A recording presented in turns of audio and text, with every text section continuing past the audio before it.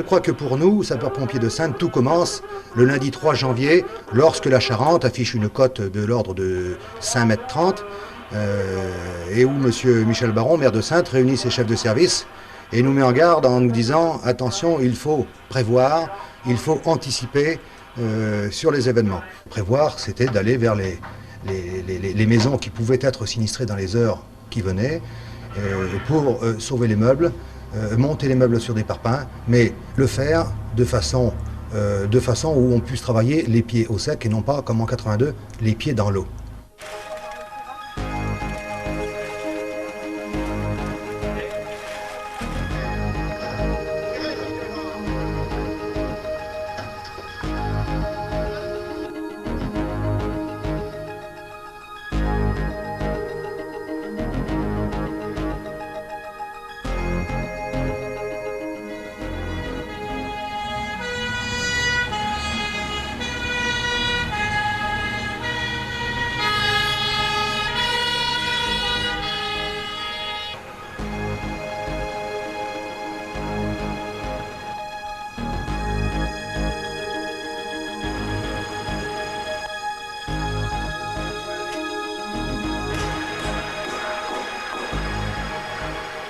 Premièrement, ça a été ma surprise de voir une crue aussi importante survenir 12 ans après celle dite du siècle.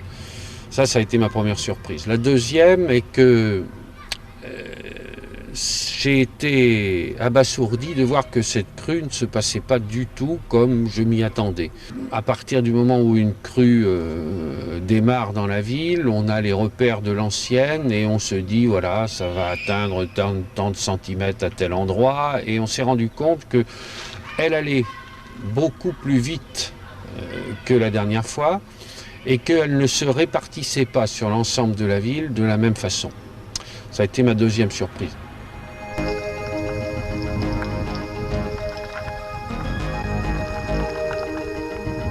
L'anxiété vient du ciel. Sur l'échelle de mesure du pont Palissy, la Charente atteint maintenant un niveau très inquiétant. Voie essentielle de communication, l'avenue Gambetta est à son tour gagnée par les eaux. Alors que des passerelles de fortune destinées aux piétons sont installées en hâte, la circulation automobile est fortement déconseillée dans le cœur de la ville.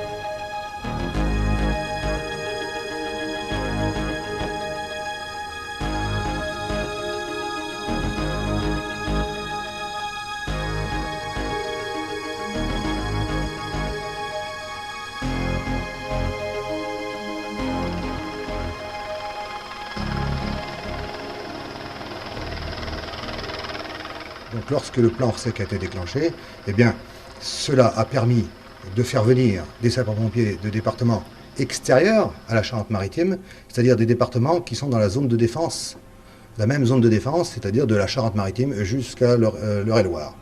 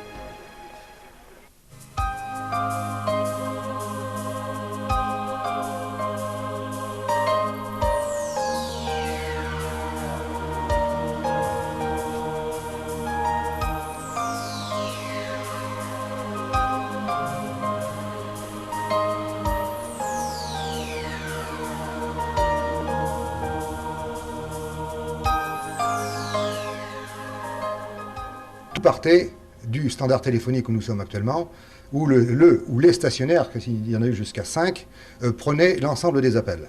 Ils les transmettaient à la salle de réflexion à côté. Les appels étaient donc triés. Ils étaient triés pour tenir compte de la sectorisation de la ville de Saintes.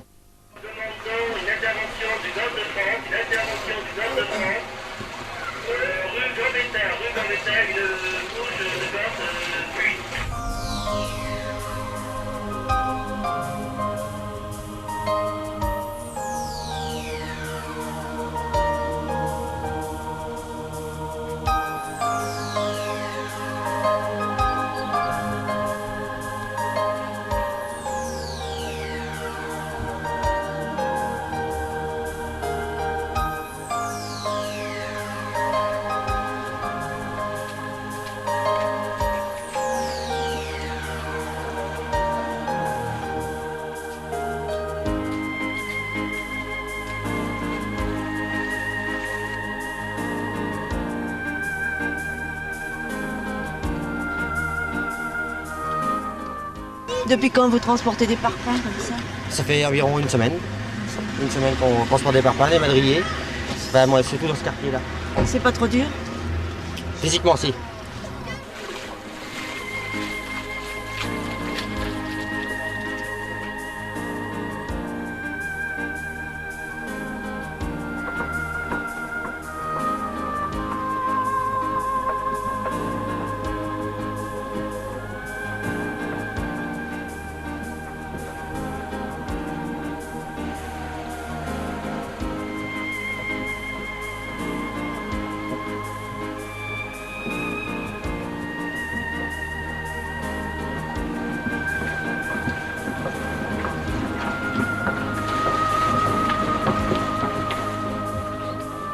Paralysée, l'avenue Gambetta n'attire plus le chaland, mais plutôt le curieux.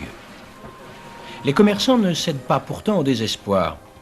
Ils mesurent cependant toute l'ampleur des dégâts et leurs conséquences. Bon, jusqu'à maintenant, bon, ça passe, mais c'est après que ça va être très dur parce qu'on a tellement de difficultés, tellement de saleté, tellement, vous voyez, le mazout qui rentre, bon, c'est très inquiétant et puis c'est démoralisant, quoi, parce qu'on n'a pas besoin de cette crise-là avec déjà ce qu'on subit au point de vue commercial depuis quelques mois.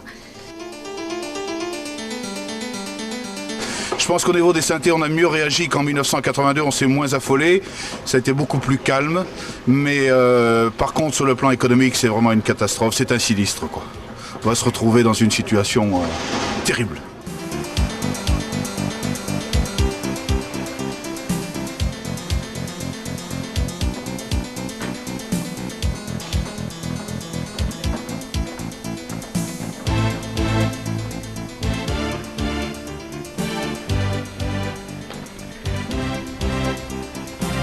Le samedi 8 janvier, l'eau monte toujours.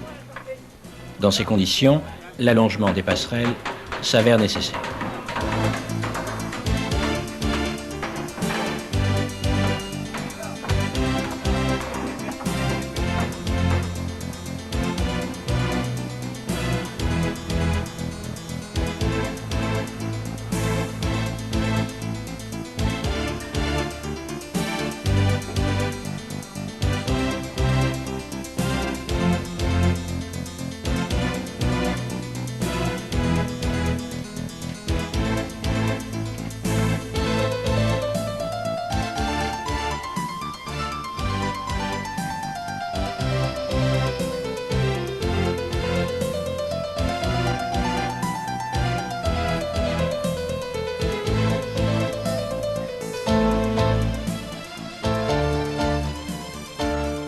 Le traditionnel marché du samedi matin est exceptionnellement installé sur l'avenue Gambetta et le cours national.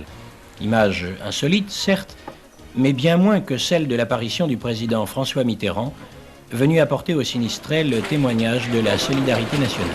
Un problème.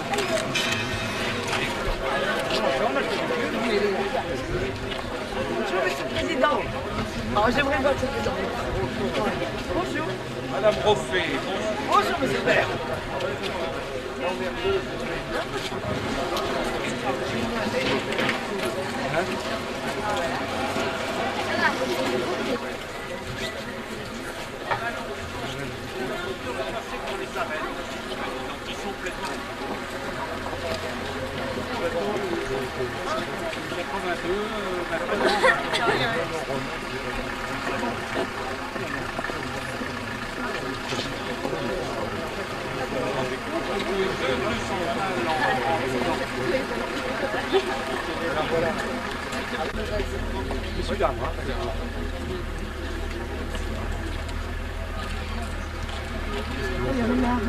Bonjour, monsieur Mitterrand.